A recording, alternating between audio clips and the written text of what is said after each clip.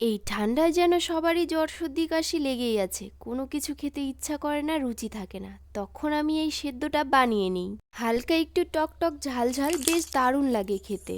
কড়াইয়ে তেল গরম করে নিয়ে দুটো শুকনো লঙ্কা ভেজে নেব। এবার কুচনো পেঁয়াজ ছেড়ে ভেজে তুলে নেব। বেশি ভাজবো না, হালকা ভেজে তুলে নেব। সামান্য একটু ধনেপাতা ভেজে তুলে নেব।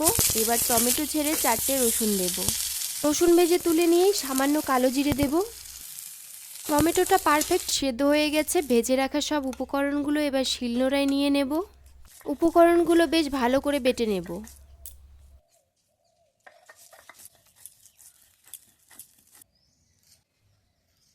টমেটোর ছালগুলো ছাড়িয়ে নিয়ে হাত দিয়ে মেখে নেব।